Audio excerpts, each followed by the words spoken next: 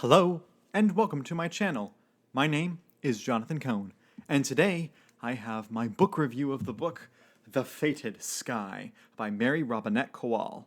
This is the second book in her Lady Astronaut series. I read and reviewed the first book, The Calculating Stars, recently. I loved the first book. It's one of my favorite books of the year. Superb science fiction storytelling, alternate history type storytelling. I loved it. I thought this was a top tier science fiction novel.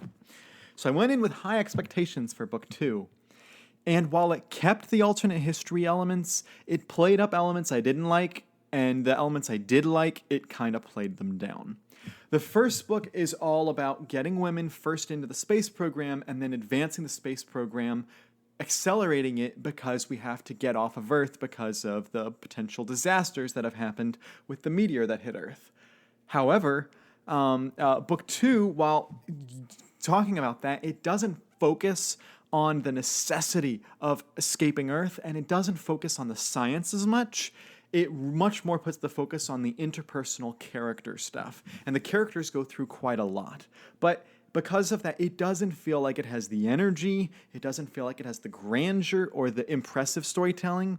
Unfortunately, it feels more like a kind of a romance chick lit type novel, which is sad because the first book felt that way, but I was 100% willing to excuse it because of all the original great ideas, the way it was able to pull off something like For All Mankind, but with a more woman bent, the way it was able to accelerate the space program. Everything was just very inventive behind this. And this story told more of a story similar to another book I read recently, which is Ben Bova's Mars. In this book, it's about an expedition going to Mars to see if we can find water on Mars so we can start building, habitats or start building, colonies on Mars, that type of thing.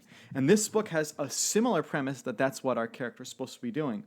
However, with the book Mars by Ben Bova, you're actually seeing us explore all of Mars, and also you're getting the travel there a little bit as well. This book is almost entirely the travel to Mars. You do not even really see the characters step down on Mars, which is really disappointing. The Martian, at least, had this manic energy behind it, and it had an edge of we got to survive, we got to go save this guy. And also you're seeing him try to survive on Mars. This book has like the trip out to Mars, but it doesn't have the actual trip in Mars, and so it doesn't feel that unique of a book, and it doesn't feel as exciting. The stakes are generally lower, and you feel like you've been through some of the motions, some of the themes about feminism feel like rehashes of the first book. There are some new elements. There's some discussion of LGBTQ issues in this, and that's explored a little bit more than they were in book one, but they're explored. And of course, racism is also explored. But again, I felt it was handled much better in the first book. I think maybe the argument that the racism themes were handled a little bit better in Fated Sky, but all the other themes I thought were much better handled in The Calculating Stars. And in the first portion of the book, when we're still on Earth, my goodness, so many scenes are either the main character trying to get in bed with her husband, or it's her talking to people about how much she wants to get in bed with her husband. And I understand that, you want to write romance between couples, and specifically between married couples, which is very necessary in literature to portray a good, healthy married couple.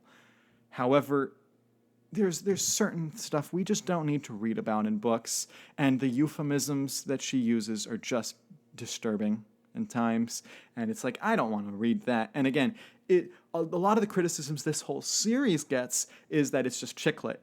And I do not believe that the first book can be just described as that. But it's harder to make that argument that the series is just chick lit when so much of the beginning, the first third of this book is.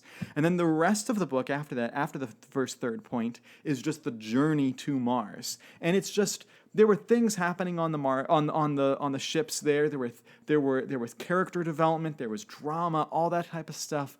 But it wasn't what it should have been for the story. Maybe in book 3, The Relentless Moon, which I have on my TBR for the next month, maybe that book will really be entertaining. But as of right now, this is just kind of a disappointment. It's not like a terrible book. I actually had fun reading it, and I read it really fast. It's a bit shorter than the other books, but I wish it could have been so much more. So I would give this book a 5 out of 10. For comparison, I gave the first book like a 9.5 out of 10. I loved the first book. I thought the first book was genius, brilliant. But this is a 5, maybe a 6 out of 10 because of some of the ways it deals with racism. But overall, a 5 out of 10. So I was very, very disappointed in it. So if you've read The Fated Sky, what did you think of it? Let me know your thoughts in the comments section down below. And until next time, I'm Jonathan, and thank you for watching.